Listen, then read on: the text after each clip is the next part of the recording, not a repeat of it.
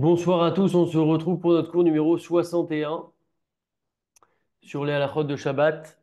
C'est la suite des deux cours précédents, mais on va apprendre des éléments qui sont indépendants s'il y en a qui n'étaient pas là. Et on va essayer de terminer ce soir avec ce sujet. Le sujet, c'est Amir al goy, dire à un goy de faire une mélacha pendant Shabbat, pour nous. On va faire tout d'abord quelques petits rappels par rapport au cours précédent.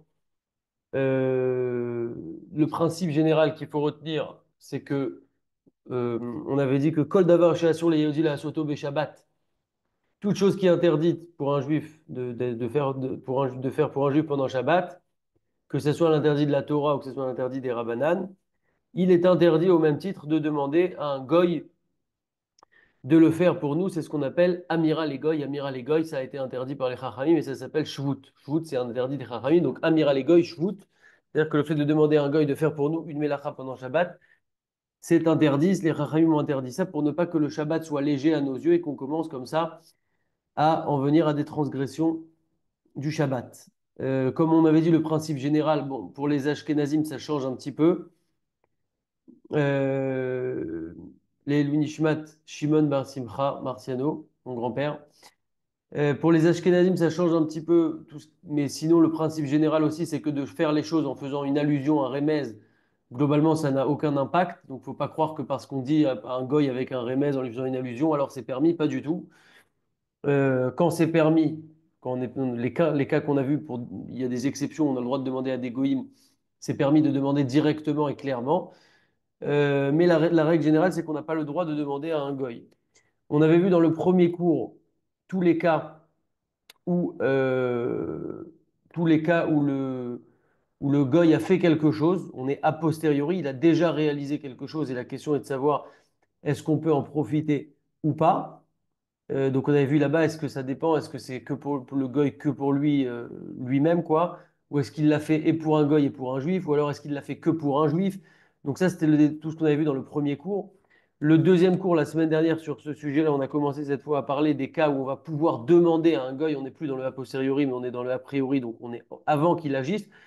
Est-ce qu'on a le droit de lui demander ou pas? On a dit, donc la généralité, encore une fois, on n'a pas le droit de demander à un goy, mais on a vu que dans un certain cas, on a le droit de demander à un goy de faire une mélacha pendant Shabbat. Pour rappeler brièvement les titres de ces cas et de ces possibilités-là, la première chose, c'était un cas d'une chose qui dépend d'une marloquette, c'est-à-dire qu'il y a des décisionnaires qui disent c'est interdit, il y a des décisionnaires qui disent que c'est permis, bien qu'on retienne les décisionnaires qui disent que c'est interdit, donc on ne peut pas faire cette mélacha nous en tant que juifs, le fait que certains décisionnaires permettent de faire cette mélacha, alors cela va permettre pour nous de demander à un goy de le faire pour nous. Dès lors qu'il y a une marloquette sur la chose, c'est-à-dire qu'on trouve certains poskim qui permettent la chose, alors on a le droit de demander à un goy de la faire pour nous. Également, le deuxième grand principe qu'on avait vu dans le cas où ça va être permis de demander à un goy de faire quelque chose pour nous, c'est avec le principe de shvut te shvut bimkom mitzvah. Donc shvut des shvut bimkom mitzvah. Encore une fois, shvut, ça ne veut rien dire de plus que interdit des rabbanan. Donc quand on a un shvut des shvut, c'est quoi un shvut des shvut? Le premier shvut, c'est l'interdit des rabbanan de demander à un goy, ce qu'on appelle amiral et goy. Ça, c'est le premier shvut. Le deuxième shvut, c'est l'interdit en question, la mélacha en question dont on parle. On parle donc d'un interdit des rabbanan. Donc, si on parle de demander à un goy, c'est le premier shvut. Le deuxième shvut, c'est de faire une mélacha qui est des rabbanan, pas une mélacha de la Torah, mais une mélacha des rabbanan. Alors, dans un cas de mitzvah, dans un cas de tzorer gadol, de grand besoin, dans un cas de petite maladie, dans un cas de tsahar, de difficulté, de peine, etc., alors ce sera permis de demander à un goy de faire ça. Donc, de faire la melcha pour nous. On avait donné un exemple simple. Par exemple, admettons qu'on est en été. Il nous est très difficile de nous concentrer dans notre Torah, ou alors qu'on a très très mal avec la chaleur, ça nous fait beaucoup de mal. Le masgan, comme toute chose qui est électrique, courant électrique, on ne parle pas du filament des ampoules, mais on parle de quelque chose de vraiment purement électrique, comme le masgan, par exemple la clim. C'est quelque chose des rabanan. Je vais demander à un goy, c'est aussi des rabanan, donc ça fait shvout, des shvout, bimkom, mitzvah, ou bimkom, tzorer gadol, parce que j'ai très très chaud, j'en ai besoin. Et donc l'interdit est des rabanan, et je pourrais demander donc à un goy de faire la melacha pour moi, encore une fois, parce que c'est une melacha des rabanan, je précise bien. On avait dit aussi, c'est important de rappeler pas mal de choses, on avait dit donc ce système-là marche très bien dans un cas D'ailleurs, c'est typiquement le genre d'exemple pour lequel il faut savoir qu'est-ce qui est des Rabbanan et qu'est-ce qui est Minatora. Parce que des fois, on se dit, bon, mais ok, mais alors, qu'est-ce que ça veut dire de dire ça c'est des Rabbanan, ça c'est Minatora? Est-ce que du coup, c'est des Rabbanan, j'ai le droit de transgresser? Pas du tout. C'est des Rabbanan, c'est aussi important. D'ailleurs, la Torah elle-même nous demande de respecter ce que nous disent les Chachamim. Donc finalement, en respectant, si quelqu'un ne venait à ne pas respecter une mitzvah des Rabbanan, des Chachamim, eh bien, il en vient à ne pas respecter la Torah, puisque la Torah elle-même nous demande de suivre ce que nous disent les Chachamim. Donc les interdits des Chachamim sont aussi importants que les interdits de la Torah, mais c'est typiquement dans ce genre de situation où là, toute cette technique-là ne marche que dans des interdits des Rabbanan, de demander à un goy de le faire, dans un cas, encore une fois, de mitzvah ou de grands besoins ou de peine ou de maladie, etc. C'est typiquement le genre d'exemple ça sert à ça de savoir qu'est-ce qui est une mélacha des Rabbanan. On avait dit également que quelques techniques en quelque sorte, parce que ça c'est que pour les mélacha des Rabbanan, mais donc si on a une mélacha de la Torah, comment faire alors par exemple? Alors on avait dit que si cette mélacha est faite avec une mélacha de la Torah qui est faite avec un chinouille, admettons que j'ai une lumière. Donc une lumière classique avec un filament, c'est comme du feu, donc c'est un interdit de la Torah. Donc ça ne marche pas ma technique, puisque ma technique, ça ne marche qu'avec des interdits des Rabbanan, comme la clim, le courant électrique par exemple, ou un ventilateur. Donc si j'ai une mitzvah de la Torah, un interdit de la Torah, qu'est-ce que je peux faire? Alors on avait dit qu'on va essayer de transformer l'interdit de la Torah en des Rabbanan, le faire descendre en quelque sorte de niveau. Comment? Première possibilité, c'est avec le shinui. Le fait que le goy fasse un shinui sur la melacha classique. Donc, admettons que j'ai une melacha minatora, d'allumer la lumière, encore une fois, une ampoule à filament, c'est minatora. Comment je peux faire? Eh bien, le goy va le faire avec un shinui, avec une distinction. Donc, le goy, par exemple, s'il allume la lumière avec son coude, il a fait un shinui, il a passé la melacha de la Torah à des Rabbanan, et donc c'est permis, je peux utiliser ma solution de shvut des shvut, bimkom, mitzvah, tzorer gadol, choli, tsahar, etc. Ou deuxième possibilité, c'est également de dire à deux goïms de faire la melacha minatora. Quand on a une melacha qui est faisable par une seule personne, pratiquement, techniquement, elle peut être faite par une seule personne. Mais je vais la faire faire par deux personnes, par deux goïms, ensemble, eh bien, je passe cette melacha de minatora à des rabanan. Et donc, c'est aussi une technique, une astuce en quelque sorte pour, euh, pour pouvoir passer la melacha de minatora à des rabanan, pour pouvoir la faire faire par un goï etc. Donc finalement, on a les solutions pour les melachot des Rabbanan, c'est le principe de base, et on a les solutions aussi pour les melachot Minatora, quand on a la possibilité de transformer cette melacha de Minatora en des Rabbanan. Euh, une seconde.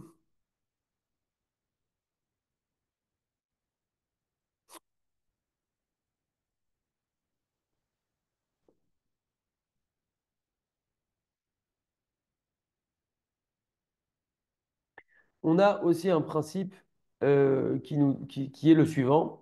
Donc là, on démarre notre sujet de ce soir. Vous partagez mon écran. On va essayer d'être efficace, hein. Voilà, faut juste garder les grandes lignes en tête, en fait. Et après, c'est pas très compliqué. Je saute quelque chose et je vais revenir sur ça après. Voilà. Melacha she'en sarich legouffé. Melacha she'en atzra legoufa. Allié des goy. Donc déjà, c'est quoi le principe? Aose melacha asura mi Torah, quelqu'un qui fait un interdit de la Torah.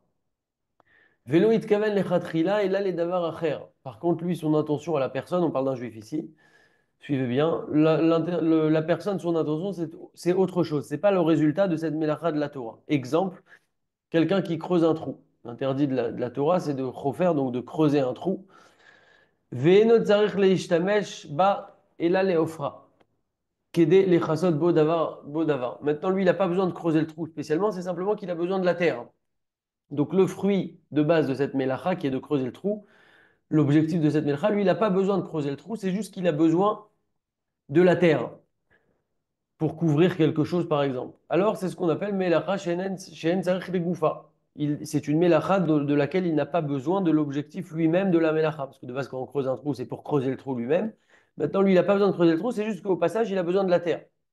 Donc finalement, quand on n'a pas besoin de l'objectif de la mélacha qui est de base est minatora, ici, donc le fait de creuser pendant Shabbat, c'est la mélacha de Choresh, parce que c'est labourer, donc c'est une étape du labourage, et donc c'est interdit de minatora de creuser un trou Shabbat. Maintenant, encore une fois, je répète pour que ça rentre, je me répète à moi-même en même temps. l'objectif n'est pas le résultat de la mélacha elle-même, mais autre chose, comme ici, il a besoin juste de la terre, mais il s'en fout du trou, alors la mélacha passe de Minatora à Derabanan. C'est ce qu'on appelle mélacha she'enet tzarich legoufa. C'est-à-dire quelqu'un qui transgresserait ça, mais qui n'a pas besoin du trou. Il a besoin simplement de la terre. Il n'a pas transgressé l'interdit de la Torah, il a transgressé un interdit midérabanan. En quoi ça nous concerne ici dans notre sujet de Amir Alegoy? Eh bien, encore une fois, c'est une possibilité supplémentaire de transformer un interdit de Minatora en Derabanan, comme les autres possibilités qu'on a vues avant, quand le Goy va faire avec un Shinouï, avec une distinction, ou quand deux Goïm vont faire, c'est des choses pareilles qui vont permettre de passer l'interdit de la Torah à Derabanan, et donc on peut donc le dire un goy toujours sur ce principe de base de shvut des shvut, bimkom, mitzvah, tzorer gadol, cholé, tsahar, etc. Encore une fois, shvut des shvut, le premier shvut, premier interdit des Rabbanan, donc c'est le fait de dire au goy, et le deuxième shvut, c'est la melacha des Rabbanan, donc celle ici qu'on a transformée, puisque maintenant elle est des Rabbanan, maintenant qu'on l'a transformée, et donc c'est aussi une possibilité ici avec ce principe de melacha chez Enat Gufak, la melacha passe donc de Minatora à des Rabbanan, et c'est ce qu'il nous dit ici, Alken mutar lomar legoy la asotken bimkom tzorer gadol, et donc dans un cas de grand besoin, de force majeure, de tsahar, de peine, de choli, de maladie, de mitzvah, etc. Donc toujours ce même principe-là. Alors euh, ce sera permis. Très bien. Euh, Très bien. Maintenant, donc tous ces cas-là où on a vu ça, c'est ce qu'on appelle shvut des shvut. Donc on a deux shvut, encore une fois. Le premier shvut, c'est Amir Alegoy, de dire à un goy. Le deuxième shvut, c'est la melcha des Rabbanan. Euh, je crois qu'on s'était arrêté ici. Shvut achat letzorech cholé. Letzorech cholé she'en bo sakana. Maintenant, jusque-là, on a vu deux shvut. D'accord? Maintenant, on va voir un seul shvut.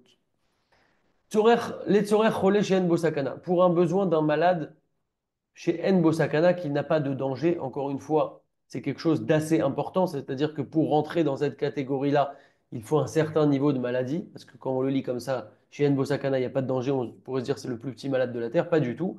Pour rentrer dans cette catégorie-là de Cholé, Cholé qui est malade, chez En Bosakana, certes, il n'y a pas de danger, mais c'est quand même un Cholé. On avait dit que pour rentrer dans cette catégorie-là, il faut soit être complètement alité, soit avoir un mal généralisé, etc. Donc quelqu'un qui rentrerait dans cette catégorie-là. Alors pour lui, Moutar Lomar Legoy, chez Yaase Afilou Melchot Asurat Minatora. Et on en avait parlé déjà quand on parlait de tout ce qui est Refoua à Shabbat. Donc on rappelle ici ce principe-là, puisqu'on est ici cette fois dans Amira Legoy, le fait de demander à un goy. Pour ce cholé, ce malade chez En Bosakana, qui rentre donc dans cette catégorie de cholé chez En Bosakana, alors il est permis de demander à un goy de faire une melacha, et une melacha même à filou minatora. Jusque-là, tout ce qu'on a dit, le shvout des shvouts, c'est une melacha des rabanan. Si la melacha n'est pas des rabanan, on va trouver des possibilités pour la transformer en des rabanan avec les différentes choses qu'on a citées jusque-là. Encore une fois, on répète, le goy avec le chinouille, deux goïms ensemble, ou le principe de melacha shenat srale goufa. J'ai pas besoin de l'objectif classique de la melacha, mais autre chose.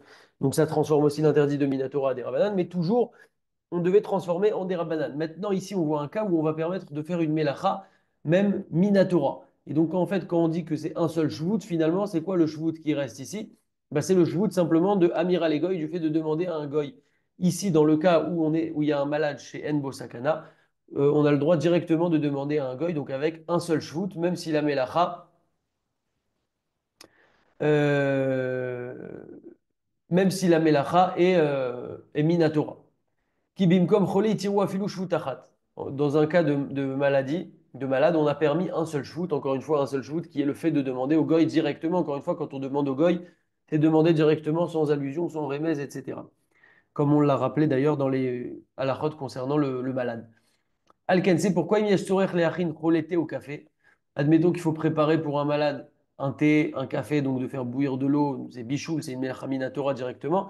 On a le droit de demander à un goy qu'il le prépare pour ce malade, encore une fois, parce qu'il rentre dans cette catégorie-là de cholé chez Bosakana. Quelqu'un qui a un mal de tête tout simple, par exemple, c'est localisé, ce n'est pas du tout cholé chez Bosakana et donc ça ne sera pas permis. On parle une fois de quelqu'un qui rentre au moins dans cette catégorie-là, a fortiori cholé chez Yesh Bosakana, a fortiori un cholé pour lequel il y a un danger, chas shalom, bien évidemment que là, même le juif pourrait lui-même agir directement. Moutar lomar les goy chez Yachin Avuro, donc on pourra demander au goy qui prépare pour ce malade-là un thé, un café, etc., s'il en a besoin d'une boisson chaude.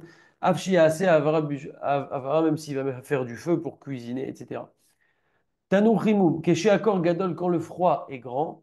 Moutar Lomar les goy, il est adlik Medorat Esh, ou Tanou Rimou, il traîne Kelegdam. On a le droit de demander à un goy d'allumer une torche de feu ou un chauffage, par exemple, même si on est dans un type de chauffage pour lequel c'est un interdit de la Torah, admettons que je sais pas qu'il y ait une résistance, certainement que c'est un interdit de la Torah, je crois. En tout cas, on est dans un interdit de la Torah, ce sera permis. Et a fortiori, un masgan pour le mettre sur le mode chauffage. Pourquoi il dit a fortiori? Parce que a fortiori, si déjà une melcha de la Torah avec une résistance du feu, etc., c'est permis, alors a fortiori du courant électrique qui de base est déjà des rabbanan.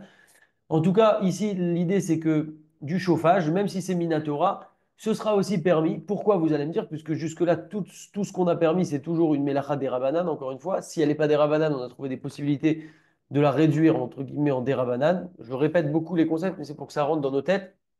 Alors là, comment ça se fait qu'on permet le chauffage? Et en plus, il nous dit Afilou les tzorech abriim, parce que là, il nous parle même des personnes en bonne santé. On n'est pas dans cette catégorie-là de malades.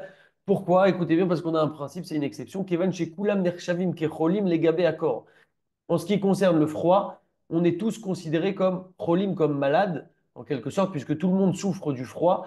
Et donc, en ce qui concerne le froid spécifiquement, on sera tous considérés au moins comme cholé chez Enbo Sakana. Et donc, on pourra demander à un goy de faire une mélacha pour nous, même une mélacha minatora. Donc, ça aussi, c'est quelque chose d'intéressant. Imaya Masgan Mekavan al Kirour, si le Masgan était sur le froid et pendant Shabbat, la température a changé, donc il y avait la clim, admettons, et que pendant Shabbat, finalement, la température a changé, il fait plus chaud maintenant, mais il commence à faire froid, voire très froid. Alors encore une fois, il fait froid, tout le monde est considéré comme malade en ce qui concerne le froid, et donc ce sera permis de demander à un goy d'allumer le chauffage pour nous. Même si c'est une melacha minatora, même si c'est pas un masgan, mais que c'est un chauffage, par exemple, avec une résistance qui implique une melacha minatora. Donc là, remarquez bien que c'est la première fois qu'on parle d'une melacha minatora. Jusque-là, tout ce qu'on a dit, c'est toujours une melacha derabanan. Demander à un goy de faire pour nous une melacha derabanan dans un cas de grand besoin, maladie, grande perte aussi, etc. Tous ces cas-là. Et là, c'est la première fois où c'est donc permis de demander à un goy même une melacha minatora. Encore une fois, c'est pour un cholé chez Enbo Sakana qui rentre dans cette catégorie-là, ou concernant le froid qui est une exception, puisque tout le monde est considéré comme malade en ce qui concerne le froid. Shvut echad bimkom tsar ba'al echaim. Donc, il y a aussi un autre cas où on va avoir un seul shvut, donc de directement demander au goy. En fait, c'est dans un cas où il y a une souffrance d'un animal. Dans un cas où il y a une souffrance d'un animal, je traduis directement pour qu'on essaye de tenir notre timing, il est permis de demander à un goy de le faire, de faire une melacha et même une melacha minatora, comme par exemple de traire une, une bête. C'est la melacha, je crois, de mefarek. Mefarek, c'est donc sortir quelque chose de son contenu, de la même manière qu'on sort le grain de blé de son écorce de blé. Alors tout ce qui ressemble à ça, c'est aussi une melacha de la Torah, et donc de traire une vache par exemple, c'est une melacha minatora, c'est interdit. Maintenant, si l'animal va souffrir de ça, avec le lait parce qu'il souffre, alors on aura le droit de demander à un goy de faire directement cette melacha, malgré le fait que ce soit une melacha minatora. Donc c'est encore un cas particulier où on permet de demander à un goy de faire une melacha minatora. Encore une fois, on parle toujours de demander à un goy et pas nous-mêmes de faire la melacha. Je crois que c'est la melacha de Dash, de Vané. À vérifier, je ne sais plus si c'est un dérivé ou pas. En tout cas, c'est une melacha minatora ici. Shvut echad bimkom mitzvah shel rabim. Encore un autre cas où on va permettre de demander à un goy directement. Donc un seul shvut. Encore une fois, le seul shvut ici, le shvut unique, c'est le fait de demander à un goy. C'est les tzorech mitzvah shel rabim. Pour une mitzvah publique, avec d'autres gens. À la Sina, par exemple, ou autre. Moutar le mari goy la asot. Il est permis de demander à un goy de faire cette action-là. Av melacha minatora, même une melacha minatora. Donc encore une fois, un cas où on parle de permettre de demander à un goy de faire une melacha minatora. Donc exemple, si par exemple il y a eu une coupure de courant à la synagogue et qu'il nous est difficile de prier dans le noir, euh, alors on peut demander au goy, parce que c'est une mitzvah qui concerne plusieurs personnes, mitzvah les rabbim, mitzvah shel rabbim, on peut demander au goy de l'arranger même si c'est une melacha minatora. Très bien.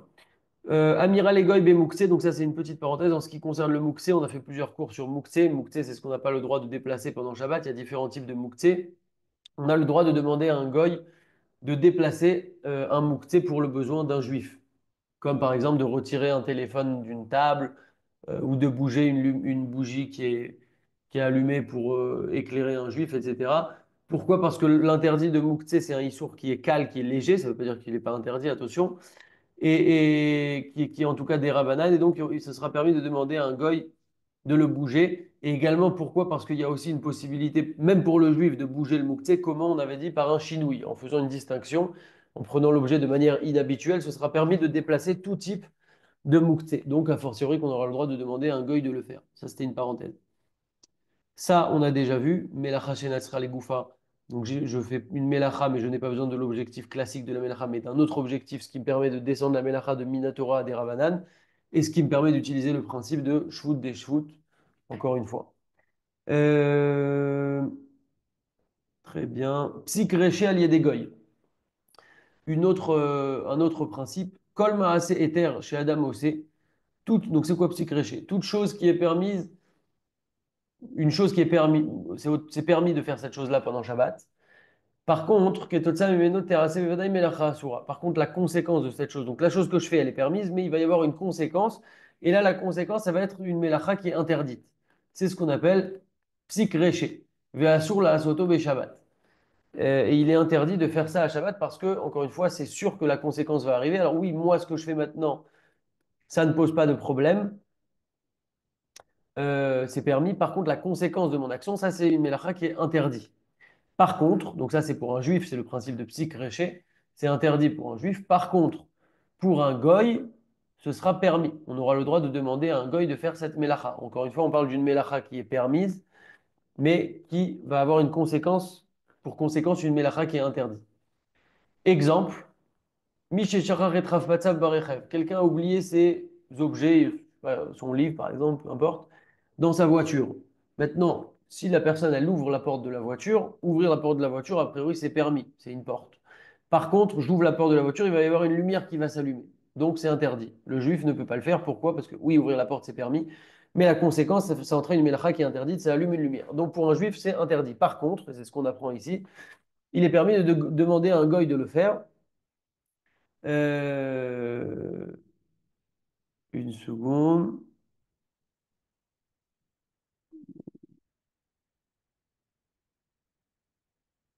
Voilà. Un autre exemple, quelqu'un qui a oublié de débrancher l'ampoule de Shabbat dans son frigo, par exemple.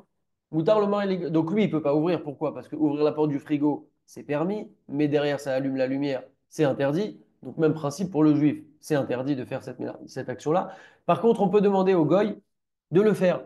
Moutard le mari, je peux demander à un goy d'ouvrir mon frigo maintenant, malgré le fait que j'ai oublié l'ampoule. Donc ça aussi, c'est des choses très, très pratiques, des principes très intéressants à savoir. Et là, il nous rajoute quelque chose d'intéressant. Verachai gam lomar les goy les chabot sa menorah. Et on pourra même demander au goy, une fois qu'il a ouvert, puisque pour lui c'est permis, on peut demander au goy d'éteindre cette ampoule, cette lumière. Kevan chez Amira les goy shvut, vekibo et menorah sur midera banan. On avait déjà vu ce principe-là. C'est encore une fois le shvut des joutes. Le premier shvut, c'est de demander au goy. Le deuxième shvut, c'est l'extinction. On avait dit que tout ce qui est extinction de manière générale, c'est un interdit midera banan, parce que l'interdit de la Torah d'éteindre un feu, c'est quand on a besoin derrière d'utiliser les braises pour en faire du feu. J'ai besoin des braises, mais quand je n'ai pas besoin des braises, ce qui concerne donc, vous l'avez compris, la majorité des extinctions qu'on peut rencontrer dans notre vie classique. Donc l'extinction, elle est des rabananes, et donc demander à un goy de faire un des rabananes, c'est toujours le même principe, shvout des shvout, c'est permis. Donc une fois que le goy a ouvert la porte, alors je peux lui demander euh, en me basant d'ailleurs sur un autre principe, en fait, c'est des principes qui sont différents, en me basant sur le shoot des joutes, d'éteindre cette lumière pour ne pas que j'ai le problème à nouveau, pour que je puisse continuer à ouvrir mon frigo pendant Shabbat. Donc là, on répète le principe psychréché. Donc, un juif, normalement, n'a pas le droit de faire une action si l'action est permise, mais que la conséquence de l'action est interdite. Ouvrir le frigo, c'est permis, mais la lumière va s'allumer. Je n'ai pas le droit de le faire en tant que juif. Par contre, je peux demander à un goy de le faire. Euh, un autre cas, Tikkun Katsar Hashmali Babaït. Un autre cas au travers d'un exemple. S'il y a une coupure de courant dans ma maison, donc cette fois, on avait dit, rappelez-vous, un des cas où on a le droit de demander à un goy directement de faire une melacha et même une melacha minatora, c'est les Tzorech Rabim. Par exemple, on est à la Sina, il y a une coupure de courant, c'est pour la Sina, pour la mitzvah commune. Maintenant, je suis chez moi, donc je ne suis plus dans Rabim, même s'il y a plusieurs personnes chez moi, je suis chez moi, on n'est plus dans ce cas-là. Donc comment faire? Imira Katsar Babaït Belel Shabbat. Donc, s'il y a une coupure de courant dans Shabbat à la maison, Racha il les goy et les cholos. Donc là, je vais pouvoir appeler le goy et lui demander en fait, Imrotse davar ma'achal o mashke mesuyam. Je vais lui demander, est-ce que tu veux un verre de whisky, par exemple, ou quelque chose en tout cas qui, voilà, quelque chose, voilà, un verre de whisky. Il faut que le goy ait un intérêt en fait là-dedans. Et il va répondre positivement. Si on lui a proposé, bien entendu, quelque chose qui est intéressant pour lui. Si je lui propose de lui servir une cuillère de ma marmite, ça va probablement pas l'intéresser. Donc il faut être intelligent, lui proposer quelque chose qu'il va vraiment accepter, quelque chose qui va vraiment avoir un profit et qui va accepter. Alors une fois que le goy il dit oui, je veux bien un petit whisky.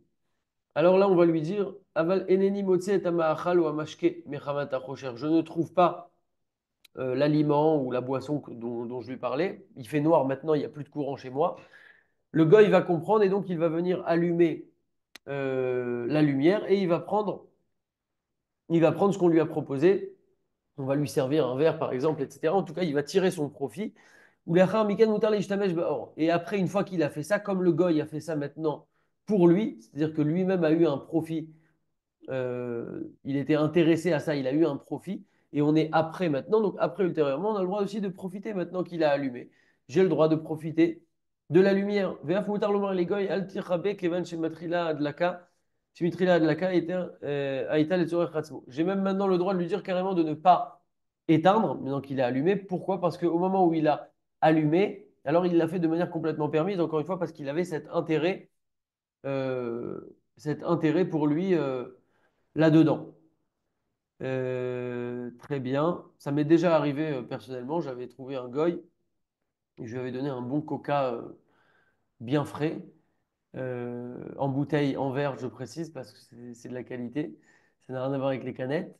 Et donc, il a eu son coca et moi, j'ai pu rétablir le courant chez moi. Très bien. Euh, une seconde. Ce cas-là encore une fois, je suis dans une mélacha qui est minatora. Je ne suis pas dans un cas où je peux trouver une solution, soit pour la rendre des rabbanan, soit parce que c'est pas une mitzvah, les rabbim pour la sina, et c'est que pour moi, etc. Je suis bloqué, donc comment je fais? Dois faire en sorte que le goy profite de ça.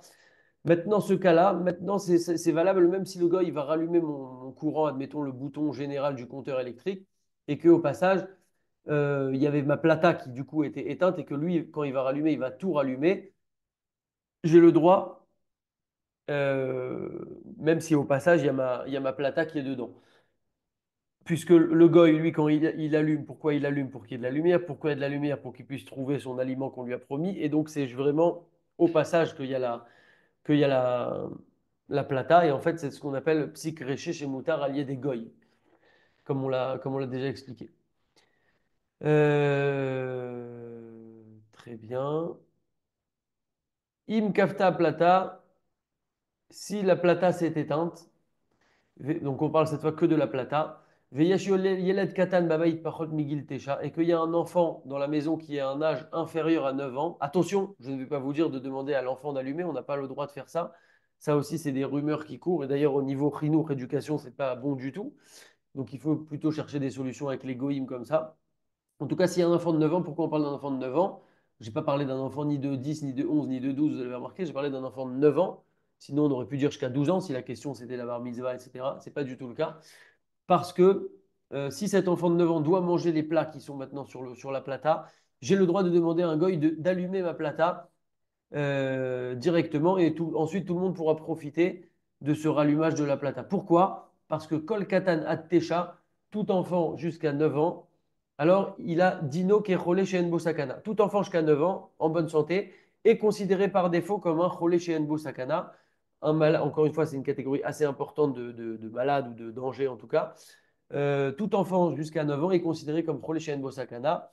Et donc, rappelez-vous que c'était une des exceptions pour lesquelles on peut demander à un goy directement de faire une melacha et même une melacha minatora. Donc, c'est pour ça. Très bien. Encore un autre petit principe. Aldara tatsmo ou c'est imtiva Israël la goy la asot davar mesuyam ederech eter. Sortez de tout, on est dans un autre cas. Si maintenant je demande à un goy euh, ou ça peut se joindre aussi à tout ce qu'on a vu maintenant, mais on va voir juste le principe général. Si je demande à un goy de faire quelque chose d'une façon pour laquelle c'est permis, d'accord? Maintenant, lui, le goy, il l'a fait d'une façon qui est interdite. Moi, je lui ai demandé d'une façon où il pouvait le faire de manière permise, mais lui, il l'a fait de manière interdite. Alors, malgré tout, j'ai le droit de profiter de ce qu'il a fait. Pourquoi? Kevan shehagoy al da'at atzmo asabe ofenasur. C'est le goy lui-même qui a décidé de faire la chose d'une façon interdite. Exemple, admettons qu'il y a un ouvrier, quelqu'un, un goy, qui est là et qui fait la vaisselle. Une femme de ménage, par exemple, elle fait la vaisselle. Donc elle a le droit de faire la vaisselle, puisque même moi j'ai le droit de faire la vaisselle.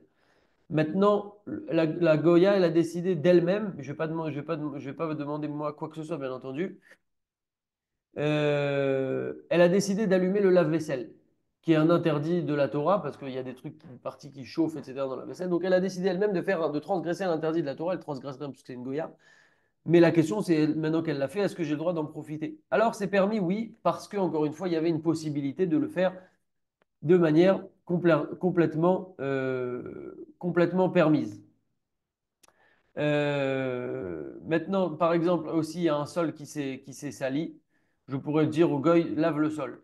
Admettons, moi, je lui pensais juste qu'il mette un peu de eau avec une raclette, sans faire d'interdit ou quoi que ce soit.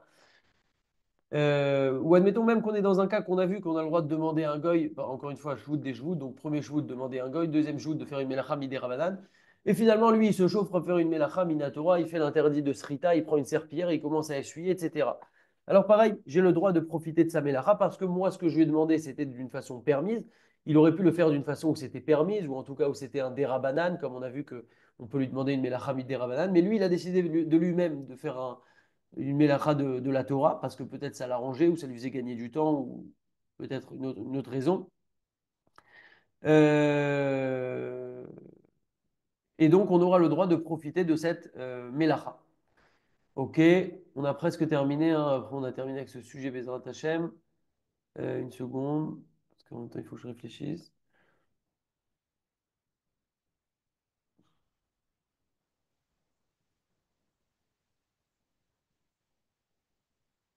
On a le droit également de demander à un goy, par exemple, il y a un goy chez moi, je dois lui demander d'amener un objet dans une chambre qui est éteinte. Même si moi, je sais que le goy, il va allumer la lumière pour pouvoir le trouver. Moi, ce que je vais demander, c'est quelque chose qui est permis, il n'y a rien il y a rien d'interdit. C'est lui qui décide d'allumer. C'est son problème s'il allume, mais il n'y a pas de problème. Parce que moi, ce n'est pas de ça que je vais demander. Également, une fois qu'il a allumé, j'ai le droit, j'ai le droit de lui dire de ne pas éteindre et de profiter après de la lumière qu'il y a dans cette pièce. Encore une fois, parce qu'au moment où il l'a allumé de lui-même et donc c'était complètement permis. Et donc, on pourra lui dire de ne pas éteindre. Très bien. Amira legoyim tashloum. En lomar legoy beshabbat leadik menoro plata avec sebaem. Afshe meshalem lo avon tirchato ve'afilu et tzorach mitzvah. On n'a pas le droit de demander à un goy à Shabbat d'allumer une lampe ou une plata, etc. Même si on va le payer pour sa fatigue et même si c'est pour une mitzvah. Bon, en gros, on précise que même si c'est avec un tashloum, tout ce qu'on a dit, ça ne marche pas non plus, ça ne peut pas fonctionner. Maintenant, si on a dit par exemple à un goy, euh,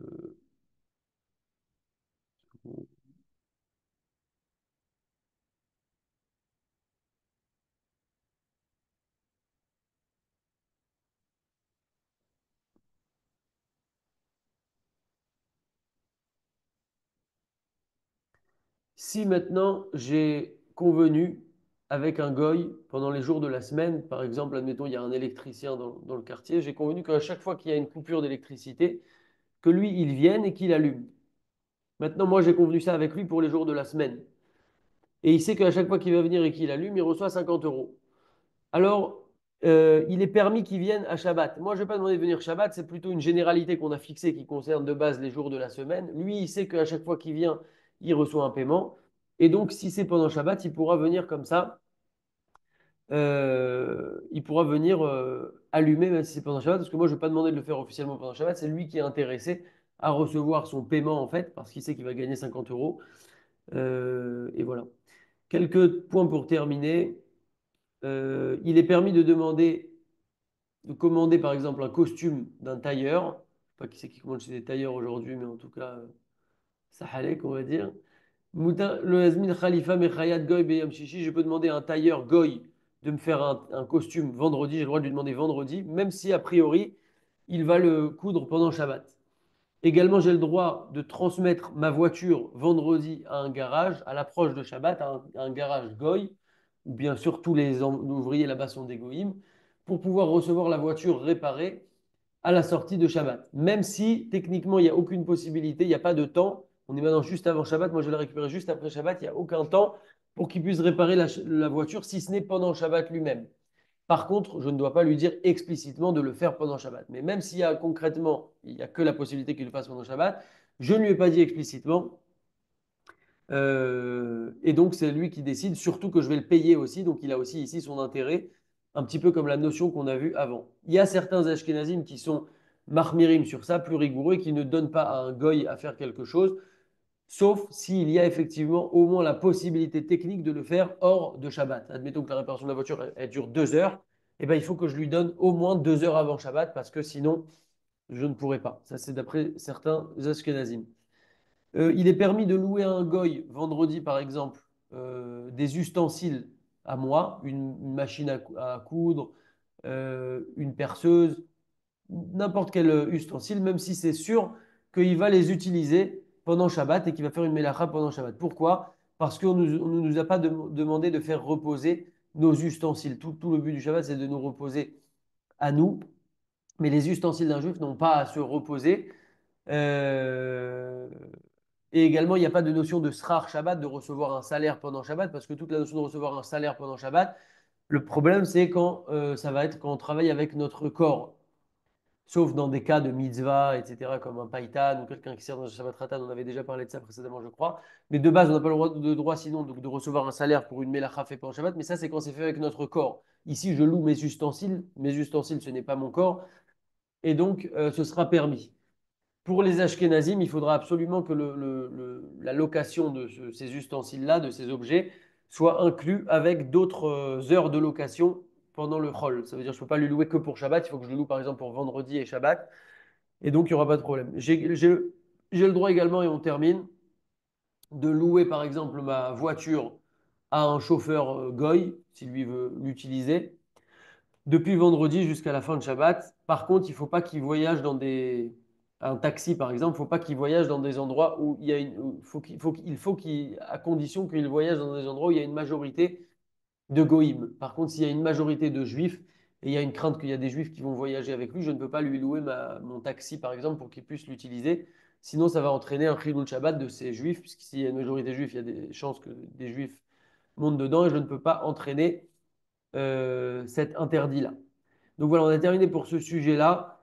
Petit mot de Moussard très rapide. Tout d'abord, le prochain sujet, Bezrat Hashem, ça sera la semaine prochaine. C'est tout ce qui est musique à Shabbat, un instrument, des bruits, etc., etc. Taper des mains, danser. Donc voilà, c'est aussi des sujets qui arrivent très souvent. On va terminer sur ça, puisque là, on parle en fait de conséquences donner à un goy quelque chose. En fait, des conséquences qui sont assez lointaines de nous, on va dire. C'est-à-dire, OK, il faut que je lui prête, il faut que je lui loue ma voiture, après, il faut que lui, derrière, il puisse aller la louer à un juif. Quelle chance il y a, quelle probabilité. Je viens d'avoir cette idée-là, Baruch Hashem. Et j'entendais aussi tout à l'heure de Rav Meir Eliaou la notion suivante, c'est qu'en fait, tout ce qu'on fait, finalement, ça entraîne des conséquences. Il n'y a pas d'acte anodin. Tout acte qu'on fait, il entraîne des conséquences. En tout cas, il faut l'espérer si on est dans une vie assez active. Mais en général, chaque chose qu'on fait, elle a des conséquences, petites, grandes, positives, négatives. Et donc, l'idée, en fait, c'est de voir toutes les conséquences que vont entraîner nos actes. Comme on dit, je crois que c'est dans le Pirkei Avot, Chacham Enav Berosho. Le Chacham, il a les yeux dans sa tête, ça veut dire qu'il voit loin, entre guillemets. On n'est pas en train maintenant juste de voir la conséquence de ma prochaine action ou de celle qui est juste après, mais je suis en train de voir en fait tout l'enchaînement des conséquences de ce qui va arriver. Et donc ça s'applique dans le positif, ça s'applique aussi dans le négatif. Il donnait l'exemple tout à l'heure de quelqu'un qui va renforcer quelqu'un sur, je sais pas, n'importe une mitzvah. Admettons, quelqu'un, il va chauffer un ami à lui qui ne met pas les tefilines à mettre les tefilines. Petit à petit, ça va être difficile au début. Un jour, il va commencer à mettre les tefilines, une fois, 2 fois, 10 fois. Mon père, un jour, qui est là, connecté avec nous, il m'a raconté qu'il a, il a, commencé, il a invité un, un copain à lui qui faisait pas Shabbat. Il l'a invité pendant Shabbat parce qu'il y avait une bonne ambiance à la maison Shabbat. Ce garçon a découvert une vraie ambiance de Shabbat et petit à petit s'est mis à faire Shabbat. Et finalement, c'est pas que lui qui a fait Shabbat, c'est donc lui déjà toute sa vie, il a fait Shabbat après jusqu'à aujourd'hui et ça c'est déjà extraordinaire. Mais finalement après c'est pas que lui, c'est-à-dire que c'est lui, c'est ses enfants, c'est sa femme, c'est les membres de sa famille, c'est tous ses amis qui vont commencer à regarder et à se poser des questions. Mais tiens, d'un coup pourquoi lui il n'était pas religieux, d'un coup il fait Shabbat, ça m'intéresse, qu'est-ce qui se passe, etc. Peut-être que lui-même a invité des gens après comme ça pour faire Shabbat. Donc finalement, le mérite est complètement décuplé. Et on prend toujours la personne qui est à l'origine de ce mérite. Et chacun peut être à l'origine comme ça de beaucoup de mérites. C'est pour ça que le Zikouï Arabim, c'est très très fort et qu'il faut encourager les gens, motiver les gens, étudier avec les gens. Et c'est vraiment à la portée de tout le monde. Tout le monde a la possibilité de faire ça. C'est du quotidien, c'est du vraiment pour quelqu'un qui veut le faire. Hacham, il nous met sur notre chemin des gens qu'on rencontre. Ça peut être juste une idée, ça peut être quelque chose, ça peut être donner un livre à quelqu'un. Vraiment, tester. Il y en a peut-être qui le font déjà, mais quand quelqu'un veut faire ça, il y a plein d'occasions qui se présentent à lui. Et encore une fois, les conséquences, elles sont extraordinaires et elles sont éternelles surtout. Parce que finalement, c'est entre guillemets la boîte qui tourne toute seule. On a commencé à chauffer quelqu'un vers Shabbat et puis après, ça tourne tout seul. Lui-même va aller chauffer d'autres personnes. Moi, je prends une autre personne, je m'occupe d'une autre personne. Et en même temps, au passage, c'est vrai que quand on motive les gens à faire des choses, eh bien, c'est engageant pour nous-mêmes. Et des fois, c'est une façon aussi de se lancer et de se verrouiller en quelque sorte. Parce que si je dis à quelqu'un bah, de mettre les tefilines, bah, moi, forcément, il faut que je mette les tefilines et que je sois très carré, voire encore plus carré sur cette mitzvah-là. En tout cas, que je sois toujours dans cette dynamique-là de travail. Donc, c'est gagnant en fait pour tout le monde, pour les autres, pour nous. Et donc, voilà, qu'on puisse toujours être dans des conséquences positives. Bezrat Hashem. Je réactive les micros. Dans 2 semaines, on fera, si Dieu veut, sur Pessah. On sera à quelques jours de Pessah. Et la semaine prochaine, on continue avec notre sujet de Shabbat. Je réactive les micros. Enfin, vous pouvez les réactiver. Razak ou Baruch. Voilà,